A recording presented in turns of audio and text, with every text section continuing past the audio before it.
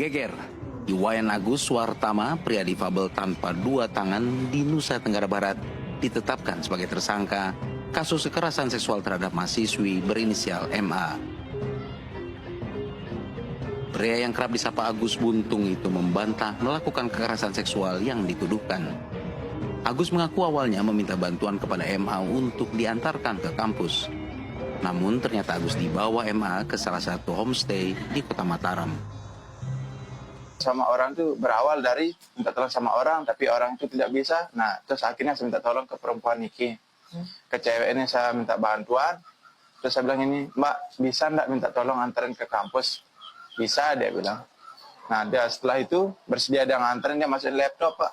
Nah, setelah dia masukin laptop, jalanlah barengan ke parkiran. Nah, jalan parkiran, setelah kita jalan parkiran, digoncengan saya digonceng. Nah, jalan terus ke kampus itu seret. Tapi tidak ke kampus larinya, Pak. Diputer-puterin saya di Islamic Center di depan ini 3 kali seret. Nah, saya kan tidak berani nanya karena orang sudah bantu kan. Kurang enak lah, saya udah syukur-syukur dibantu, tapi saya diam aja. Nah, diputer-puter, balik arah lagi, Pak, ke tempat suatu penginapan itu atau homestay itu. Tapi tidak sih saya berani sama Bapak. Saya tidak ada uang posisi, Pak.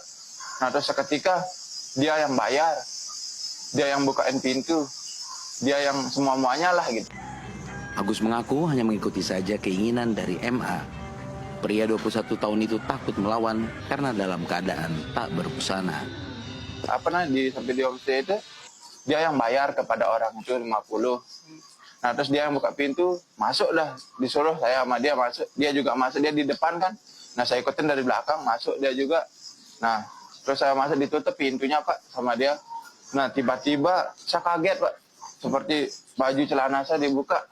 Mau ngelawan, enggak bisa. Kalau saya ngelawan kan posisi pasti akan malu saya karena saya dibuka semuanya telanjang itu. Nah, akhirnya saya diam aja. Terus dia di atas saya, dia yang gituin saya, dia yang buka semua-muanya. Nah, setelah dia buka semua-muanya itu, dia yang bersihin lagi. Setelah itu dah berhubungan itu, dia yang bersihin lagi, dia yang nyuciin, dia masangkan baju. Dan balik ke kampus. Tapi sebelum balik itu, dia gini, Pak. Setelah dia di kamar itu kan, dia pakai baju, pakai celana, saya dipakein juga, baik-baik aja. Terus dia nelpon temannya. Saya tidak tahu dia nelpon siapa pertamanya. Berbeda dengan yang disampaikan Agus, MA mengaku diancam Agus yang tak memiliki kedua lengan. Pendamping korban, Ade Latifah Fitri, menjelaskan kejadian itu berawal saat MA berkenalan dan diajak ngobrol oleh Agus di teras kampus. Menurut Ade, pelaku melancarkan intimidasi dan memanipulasi korban dengan mengorek kehidupan pribadi korban.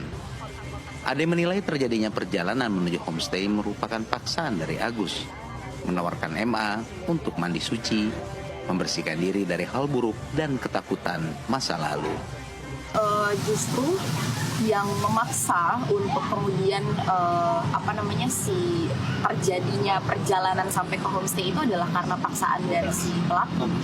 Jadi manipulasi, ancaman dan intimidasi itu dilakukan kepada si korban.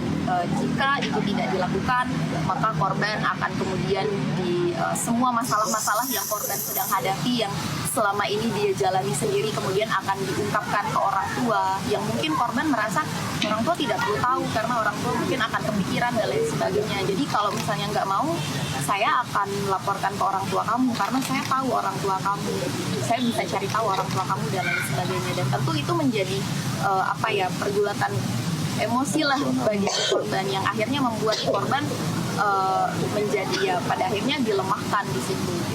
Memang yang memiliki kendaraan adalah korban, tapi kan pada akhirnya itu terjadi kan karena intimidasi dan ancaman itu. Kini Agus menjadi tersangka kasus kekerasan seksual menjalani tahanan rumah selama 20 hari sambil menunggu proses hukum selanjutnya.